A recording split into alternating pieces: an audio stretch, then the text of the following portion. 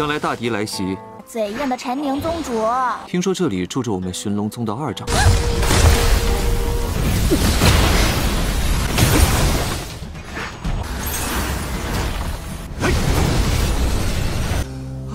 好冷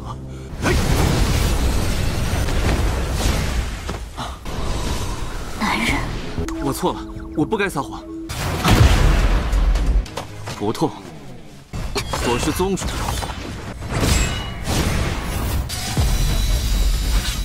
Halo guys, balik lagi bersama Mimin from Zero. Di video kali ini, Mimin bakalan kembali melanjutkan alur cerita Donghua berjudul My Sectarian Members Are Spies episode 31 ya. Seperti biasa, sebelum masuk ke recap ceritanya, buat kalian yang menonton video ini tapi belum subscribe, tolong di subscribe dulu ya guys. Dan jangan lupa nyalain lonceng biar nggak ketinggalan update terbaru dari channel From Zero.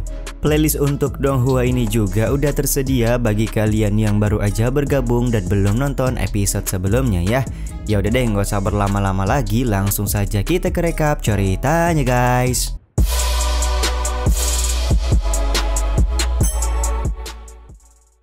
Episode kali ini diawali dengan Toseng yang sedang bersantai di kediaman Jenderal Utara. Beberapa saat kemudian Ling Er sudah pulang dan terlihat membawa banyak harta hasil curian selama dia pergi beberapa hari meninggalkan rumah. Toseng pun mempertanyakan kenapa Ling Er tidak kembali ke Sekte Sunlong untuk mengikuti ketua Sekte Chening.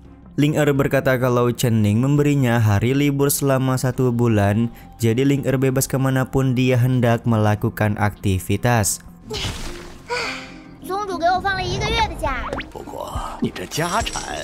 Sementara itu di Sekte Sunlong, Xiaomei mendatangi Chening yang tengah bersantai untuk menanyakan kabar selama Chening pergi ke Kerajaan Api Agung. Di saat yang sama Chang Yu juga menanyakan kebenaran mengenai Chening yang mendapatkan serangan pada saat dia berada di Kerajaan Api Agung. Xiaomei tampak tidak senang dengan kedatangan dari Chang Yu karena menganggap Chang Yu tidak bisa memberikan keamanan selama Chening sedang berada di luar sekte.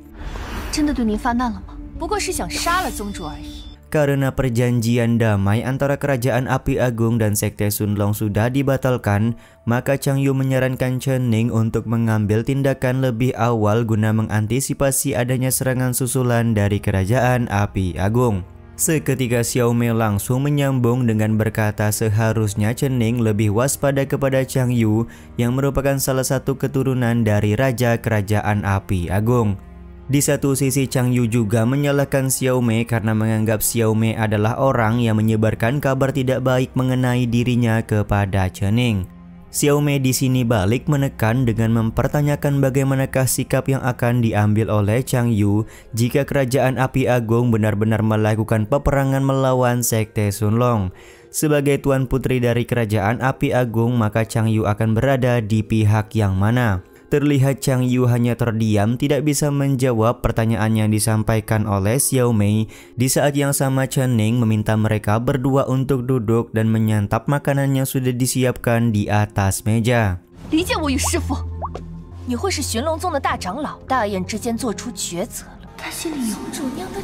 Selagi mereka berdua duduk, Bang MC memberikan wejangan di mana dia menjamin kalau posisi Chang Yu sebagai tetua utama di Sekte Sunlong tidak akan pernah tergantikan. Selain itu, Xiaomei juga merupakan orang yang sangat dipercaya oleh Bang MC kita. Ketika Xiaomei dan Chang Yu sudah mulai tenang, di saat itulah kesempatan bagi Chening untuk melarikan diri. Ternyata Chening pergi ke sebuah tempat bernama Puncak Hijau untuk terbebas dari Chang Yu dan juga Xiaomei. Puncak Hijau yang dikunjungi oleh Chening masih tampak hijau dan belum banyak orang yang pergi ke tempat ini. Alih-alih merasa bersembunyi, Chening malah menjelaskan tujuan dia datang ke tempat ini karena ingin menyusun rencana. Bang MC sangat sadar di masa depan musuh pasti akan datang menyerang ke Sekte Sunlong, jadi dia harus mempersiapkan semuanya dengan sangat matang. Sejenak Chening cukup takjub dengan pemandangan indah dari Puncak Hijau. Dia juga pernah mendengar kabar kalau penatua kedua Sekte Sunlong tinggal di tempat ini. 将来大敌来袭，怎样的陈宁宗主？听说这里住着我们寻龙宗的2长。Tiba-tiba saja bongkahan es hampir mengenai Bang MC kita. Beruntung dengan refleks yang cepat, beliau mampu untuk menghancurkan bongkahan es tersebut. Tapi sialnya Chen Ning harus terpeleset yang membuatnya jatuh ke dalam kolam yang berada di bawah puncak hijau.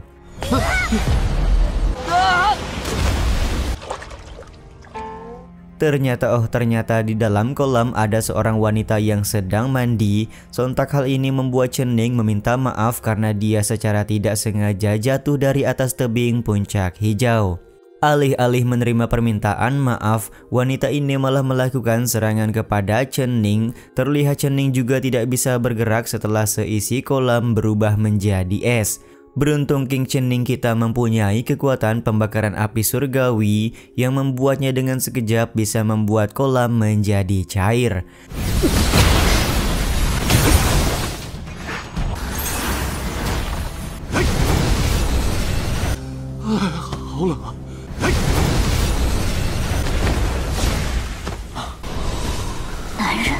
Ternyata wanita yang sedari tadi mandi di dalam kolam merupakan Meng Yuyi atau tetua kedua dari Sekte Sunlong.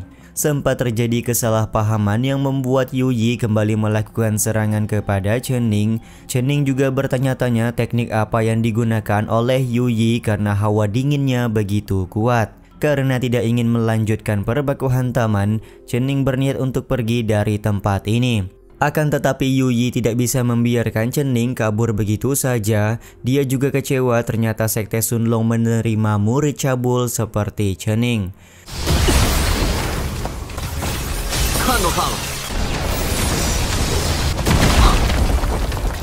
Chen Ning pun kemudian menjelaskan kalau dia bukanlah seorang murid melainkan ketua Sekte Sunlong yang baru. Akan tetapi Yuyi malah menganggap Chen Ning sudah berbohong kepadanya serta menganggap Chen Ning sudah berbuat kesalahan yang lain.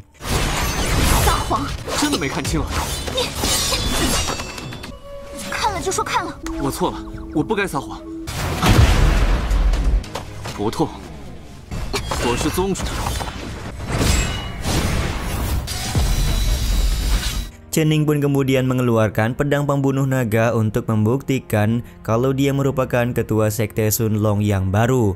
Di saat yang sama Yuyi juga menyadari kalau hanya ketua Sekte Sunlong saja yang memiliki pedang pembunuh naga tersebut. Akan tetapi kondisi tubuh Yuyi semakin melemah karena dia mempunyai penyakit es. Chen Ning juga mendapatkan informasi dari sistem kalau Yuyi bukanlah seorang penyamar, jadi Bang MC berencana ingin memberikan pertolongan kepada Yuyi.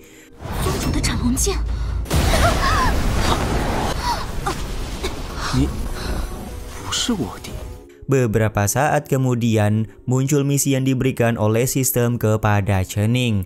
Di dalam misi tersebut Chen Ning diminta menyiapkan pemandian air panas untuk Yuyi yang saat ini kondisinya sedang membeku. Tanpa banyak cincong, Chen Ning pun langsung mengeluarkan teknik pembakaran api surgawi untuk mencairkan kolam serta membuat air kolam menjadi panas. Di saat yang sama Chen Ning juga bertanya-tanya penyakit aneh seperti apa yang dimiliki oleh Yuyi hingga tubuhnya menjadi beku seperti itu.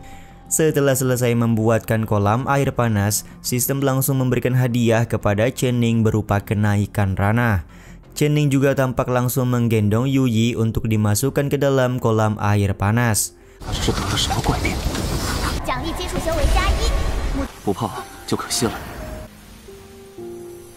Beberapa saat kemudian, kondisi Yuyi semakin membaik setelah dia masuk ke dalam kolam air panas. Dia juga baru menyadari kalau Chen Ning merupakan orang yang sudah menyelamatkan nyawanya. Scene ini juga sekaligus menutup episode kali ini ya guys.